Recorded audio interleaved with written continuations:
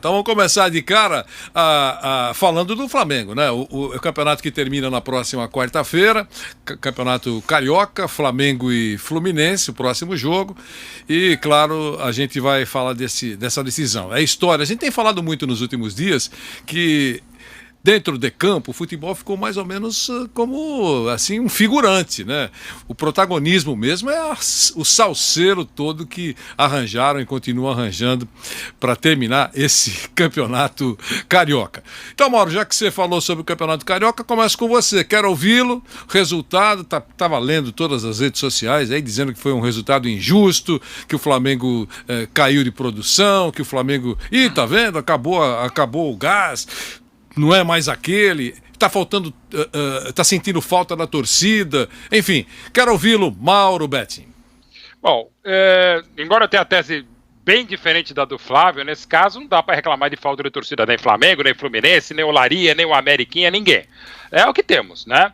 E convenhamos, um time tão espetacular, histórico como esse Flamengo, que para mim jogou o melhor futebol do século ano passado e tem potencial para ir além, porque manteve a base, perdeu Pablo Mari, se ainda Léo Pereira e Gustavo Henrique não estão tão bem, são zagueiros de ótimo nível e ainda tem, pelo menos mais essa semana, talvez não tenha mais, um trabalho excepcional do Jorge Jesus na Gávea, esse time pode fazer o que pode fazer ontem, o que fez ontem. Times históricos como esse Flamengo, de novo, não jogou bem, são 180 minutos que dá para dizer até preocupantes, contra o Fluminense que jogou quase no talo e ontem jogou mais do que havia jogado quando ganhou a Taça Rio nos pênaltis na quarta-feira, mas perdeu o jogo. E perdeu para quem? Para um golaço desse time fantástico do Flamengo, o primeiro do Pedro, levaria depois o 2-1 quando o Fluminense era muito mais time que o Flamengo na segunda etapa e levou o segundo gol, o gol do Michael. Estou falando do Pedro, que é reserva desse Flamengo, e do Michael, que também é reserva.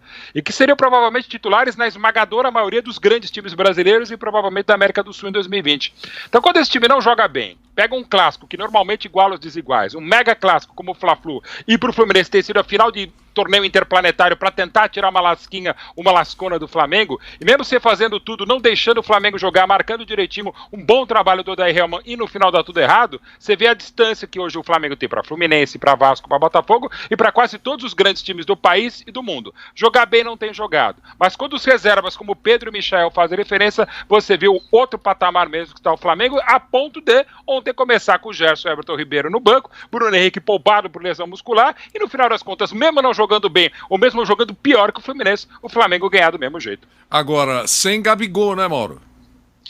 E aí pela expulsão.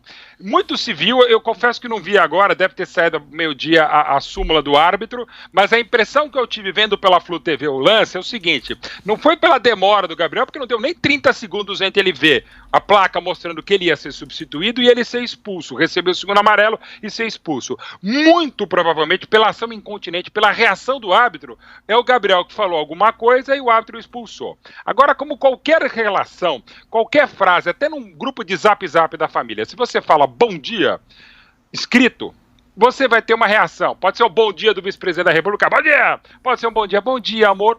Não dá para saber. Você fica com aquela coisa que, pô, o que é, como ele quis dizer isso, se foi por ironia. Então você tem que entender um árbitro que expulsa. É como a gente, quando havia shopping center no século retrasado, e a gente levava as nossas crianças, nossos netos e tal, e aí a criança se esparrama na frente da loja de brinquedos. Tem um pai que, lá o novo ministro da Educação, arranca a orelha do filho e leva, e tem outro pai que tem mais condescendência, mais paciência, ou deixa o jogo seguir. É de cada um. Então a reação do árbitro tem que ser compreendida como a própria reação do Gabriel Barbosa. Eu, se árbitro fosse, provavelmente não teria feito nada, até porque estava acabando o jogo e tem a grande decisão de quarta-feira. Mas é um limiar de cada um, de paciência de cada um. O árbitro, até pelo final do jogo mais desgastado, acabou botando para fora o Gabriel Barbosa, mas não por uma suposta demora para ele sair, mas para mim, muito provavelmente, por aquilo que ele falou, se é que falou, e dependendo do que ele falou para o árbitro da partida. E pode ter passado pela cabeça dele também, né, Flávio? Que, olha, eu tenho que fazer alguma coisa para mostrar que o Flamengo não é o nosso queridinho. Flávio Prado, queremos ouvi-lo também. O Fluminense, o Odair Hellmann merece aplausos, viu? Porque ele tem um time que não dá nem para comparar com o outro e está jogando de igual para igual em 2 jogos, né? No primeiro ele ganhou nos pênaltis, o jogo de ontem poderia ter terminado empatado, mérito do Odair Hellmann. O Flamengo caiu muito. É campeonato de um time só, né? Só tem um time, só tem o Flamengo. O resto é tudo o resto mesmo. Mas ainda assim, eu imaginei que nem final tivesse e o Fluminense conseguiu aquele primeiro resultado. com a grande surpresa, e ontem de novo, jogou de igual para igual. Deve dar Flamengo com uma certa tranquilidade. Como eu disse, é jogo, é campeonato de um time só tem um time no Rio de Janeiro. O resto, não dá, né? Se tiver um filho com 16, 17 anos, ele tem uma proposta do Vasco, do Fluminense, do Botafogo, você vai deixar? Não, né? Vai arrumar problema para sua vida? Não dá. Que isso? Jogando Volta Redonda, no Bangu, no Madureira, não dá, né? Então não tem condição, mas só tem um time no Rio de Janeiro. E provavelmente ele vai ganhar esse campeonatinho, que é muito menor do que ele. O Campeonato Carioca, quando essa camisa que o Mauro está mostrando, eu lembro o Eduzinho, irmão do Zico, era legal, enchia o estádio, tantas músicas bonitas. Mas hoje é raspa do tacho. Hoje é o nível dos cartolas lá. Então, campeonato de um time só, esse time só deve ganhar. Dá tempo ainda pro Gabriel dar uma pitadinha sobre isso? O Flávio viu o jogo, Vanderlei? Que ele tava meio arredio, não tava querendo ver TVs de clubes, sempre. Deve ter visto, né? É só da boca pra fora. Mas e aí, Gabriel? Eu vou explicar. Primeiro, eu o primeiro tempo não vi. Segundo tempo, o meu neto estava vendo um negócio no YouTube, e aí ele largou lá, sei lá porque ele enjoou.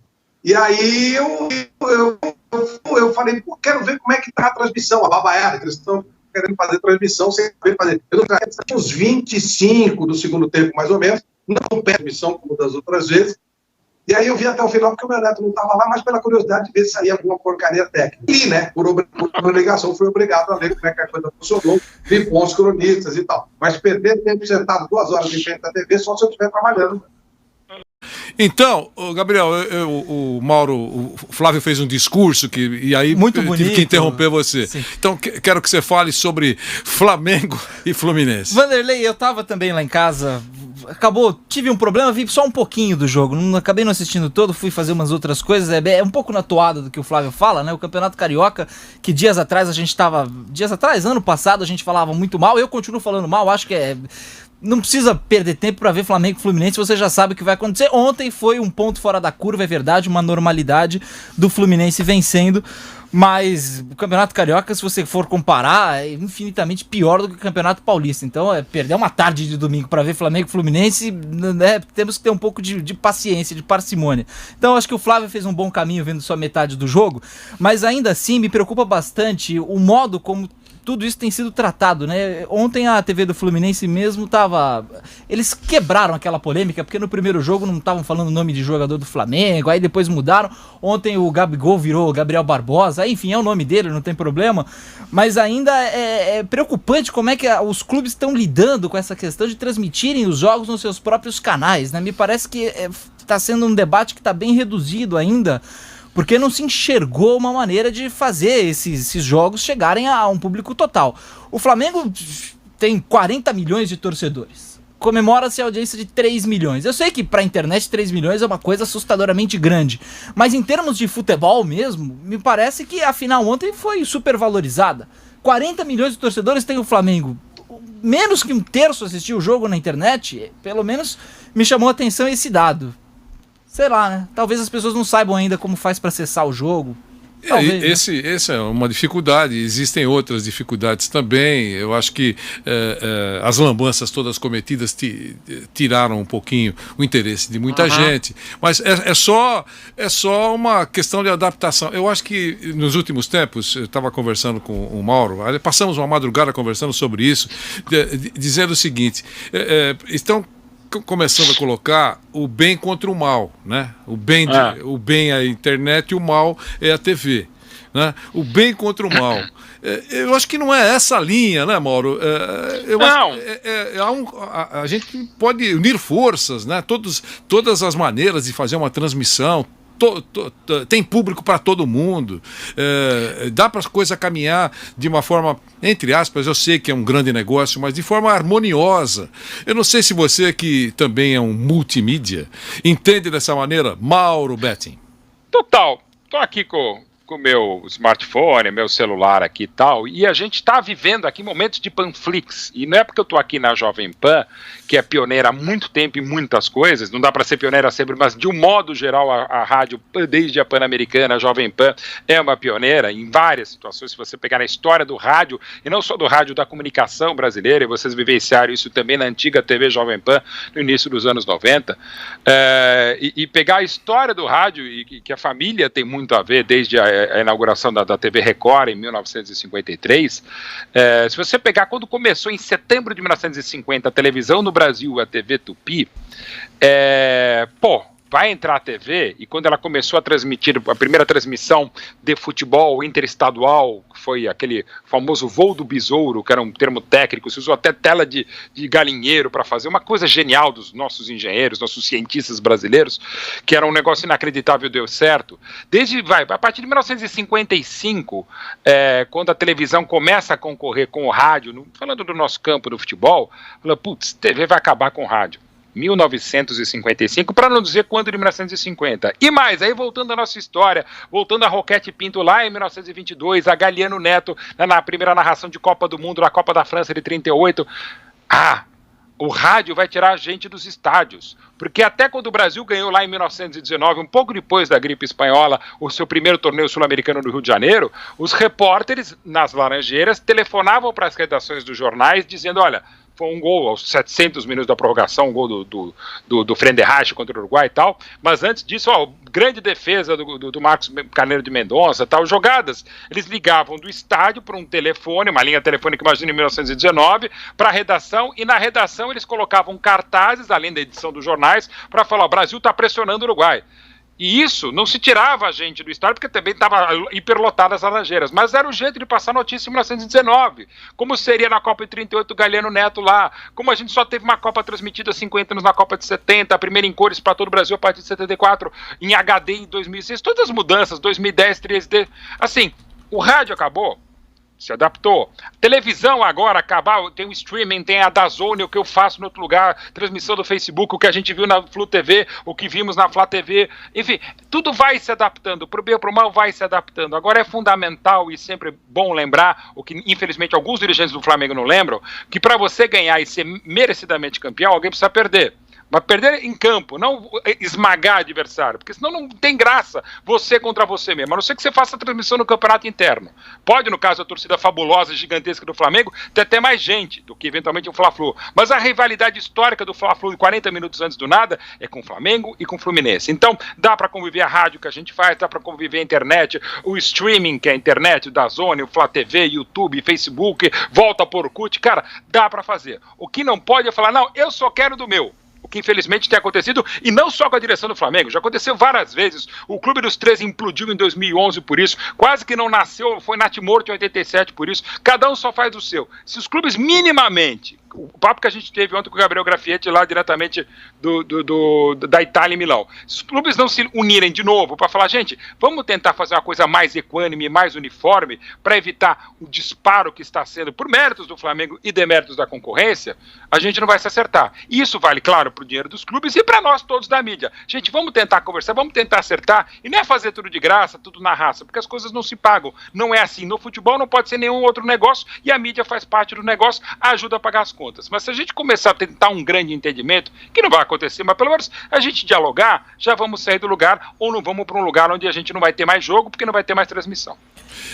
Podemos mudar assunto? Só rapidamente, então, isso diga, que Gabriel. você colocou é muito importante, porque está se passando uma impressão de que é uma briga, o bem contra o mal, e está se vendendo para o público, para quem consome futebol, que esses times de futebol querem quebrar o monopólio da televisão que detém... Isso é uma mentira, isso não vai acontecer, até porque os clubes de futebol querem ter um monopólio exclusivo, querem passar uma mensagem uníssona, querem apenas a sua voz, né? Você veja, se o Flamengo, por exemplo, quer jornalista criticando, não quer, nenhum clube quer. Então, eles querem vender uma falsa ideia pro torcedor brasileiro de que agora estão quebrando o monopólio da televisão. Isso é uma mentira. Até porque o monopólio que eles querem construir é muito pior que o da televisão, que ainda pode se criticar ou não, tinha uma certa vigilância do COAF, que obrigava você a dividir direitos de televisão com outras equipes e com outras empresas de televisão, enfim. O que esses clubes querem fazer agora é criar essa falsa ideia de que há o bem contra o mal, que o mal sempre foi a televisão, e vender uma ideia de que a mídia deles é a única independente. Isso vai nos levar para um caminho complicado se for realmente aceito. E isso dá um verdadeiro simpósio, porque evidentemente se transforma só numa verdade. Né? Exatamente. Só numa, tipo, é a pior coisa. É uma versão só. Uma versão só. Quer dizer, olha, vamos falar só de futebol, para não falar das outras coisas internas dos clubes. Né? Só do futebol. O jogador tal foi péssimo na avaliação da imprensa, digamos, imparcial, aquela que está analisando o jogo, o crítico, o que tem o nome para zelar. Ele tem que falar aquilo que ele está vendo.